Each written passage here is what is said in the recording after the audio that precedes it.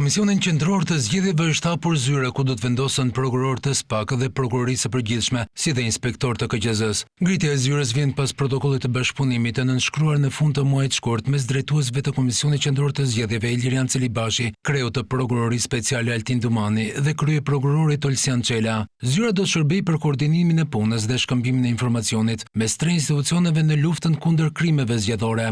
Nga kjo zyrë dhe punës në terren do të monitorohen veprimtaritë e aktorëve politik gjatë fushatës zgjedhore dhe përpunimi i çdo informacioni apo denoncimi që vjen nga terreni që ka të bëjë me krime të mundshme zgjedhore.